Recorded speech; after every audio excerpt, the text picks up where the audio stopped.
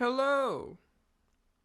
Our book today is Banker's Bet by Herbert Letumley.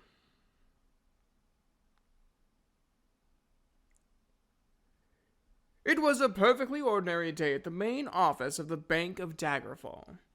Normal transactions took place, deposits were deposited, withdrawals were withdrawn, house mortgages were collected, letters of credit were golded, when a teller named Clinton J. Whiffington saw the little old lady approaching him.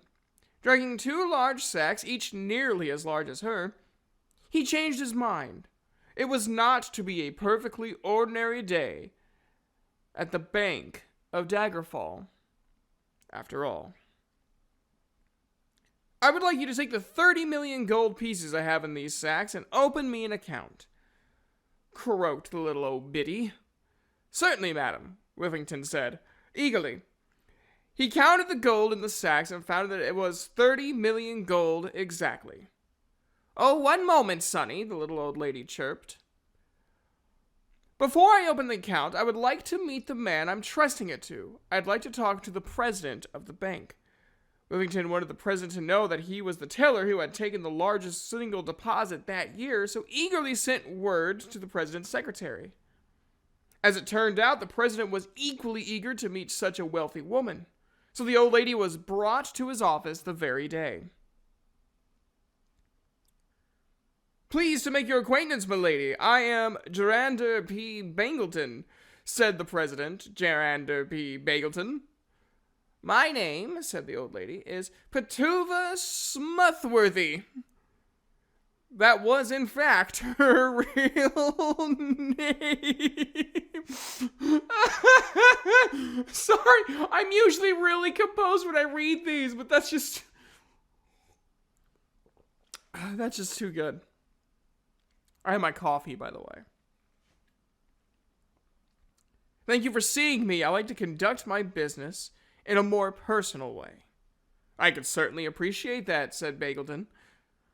It is an appreciable sum of gold. Would it be rude of me to ask how you came by it? Not at all, said Mrs. Smuthworthy. Well, how came you by it? asked Bangleton. I'll let you guess, replied Mrs. Smuthworthy, with a trace of unattractive, girlish flirtation. Bangleton was a man of enormous imagination for a banker. He guessed inheritance and a long-time thrift, but Mrs. Smuthworthy coyly shook her head. Perhaps she sold a large old mansion. No. In a moment of chumminess, Bangleton asked if the gold came as a result of a plunder or thievery. Miss Smuthworthy took no offense, but said no. Finally, he admitted defeat. I'm a gambler, she said. In arena fights? He asked, interested. No, dearie. In different things. For example, I'd be willing to wager 25,000 gold pieces that at this time tomorrow morning, your testicles will be covered with feathers. Mr. Bangleton was somewhat taken aback by the old woman's words. Could she be mad? Could she be a witch? He eliminated the latter possibility, for he had a sense for such things. If she were mad, she was still a rich, mad woman, and he could use 25,000 gold pieces, so he took her wager. For the next 24 hours, Mr. Bangleton obsessed over his testicles, don't we all? He checked his pants so often that afternoon, his subordinates feared the worst and suggested that he not touch anything and go home for the rest of the afternoon. He spent the night seated, his pants around his ankles, his beady banker's eyes focused on his scrotum.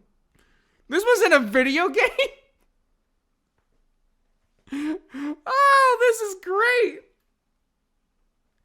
Every time he started to doze off, his vision was filled with images of Mrs. Smuthworthy plucking feathers from his balls. Cackling. I'm cackling.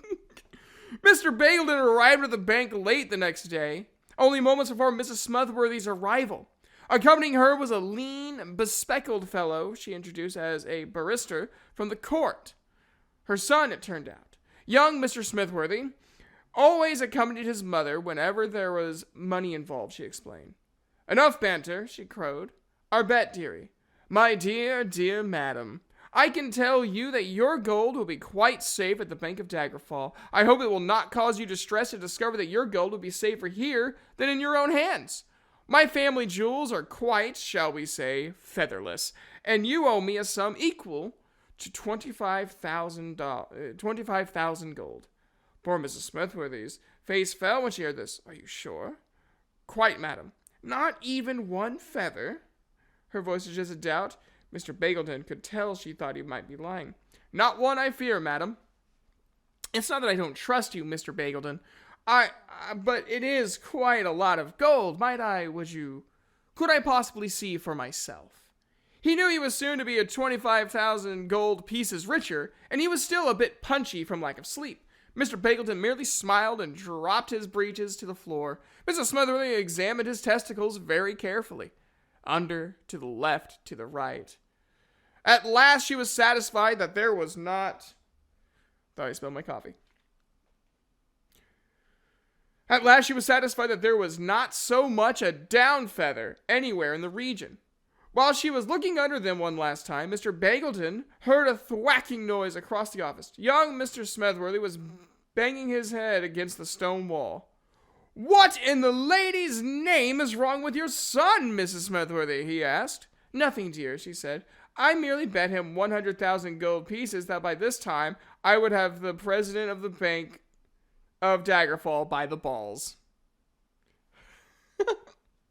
That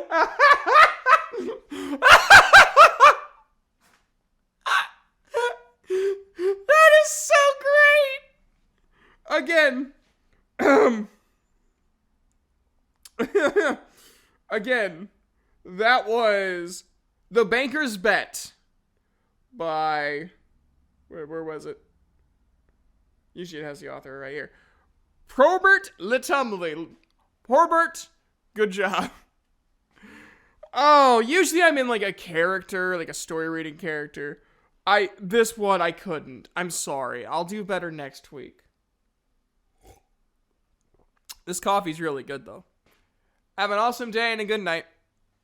I'll see you tomorrow. Or no, I won't. I'll see you sometime. Bye.